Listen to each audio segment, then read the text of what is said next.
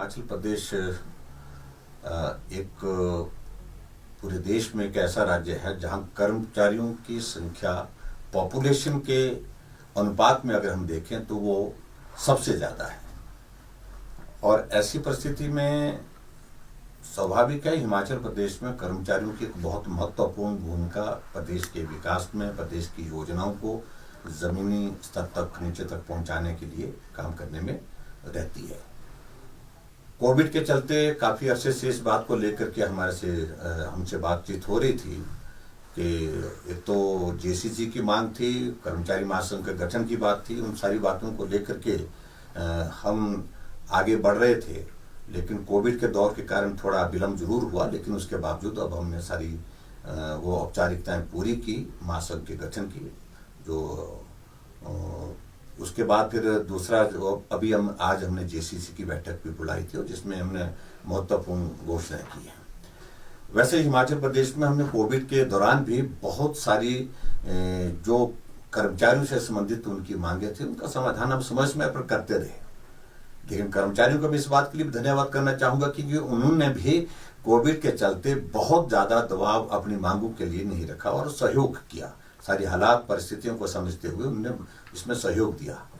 जहां तक आज की जेसीसी की अगर हम बात करें, इसमें जो महत्वपूर्ण निर्णय हमने आज जो लिए हैं, एक तो यह है कि कर्मचारियों को 1 जनवरी 2016 से नए वेतनमान दिए जाएंगे। जनवरी 2022 का संशोधित वेतन जो है वो हम फरवरी के मास में जब सैलरी देंगे उसमें उसको शामिल करेंगे, उससे शुरुआत करेंगे और जिस पर हमारी सहमति बनी है। सहमति बनने के बाद मैंने आज विधिवत इसकी घोषणा भी की है।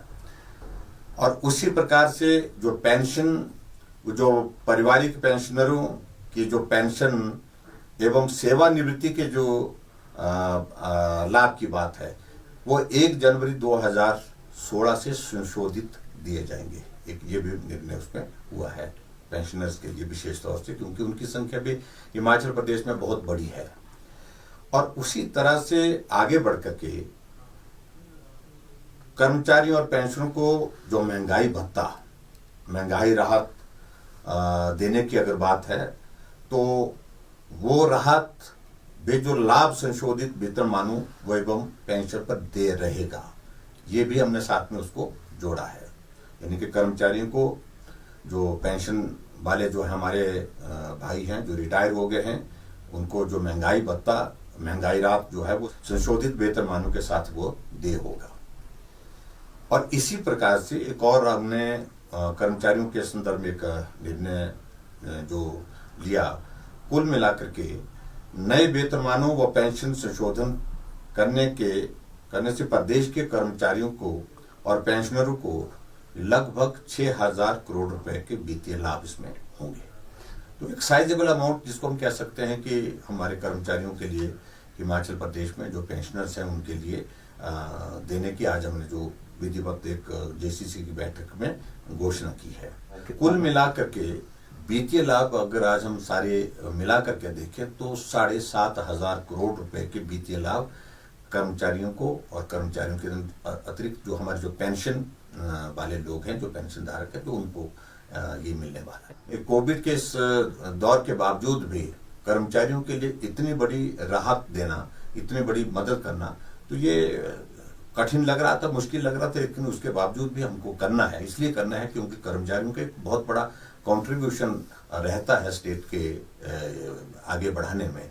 तो स्वाभाविक रूप से इस बात को वो मांग भी कर रहे थे और उस मांग को पूरा करने की दिशा में हम आज आगे बढ़े।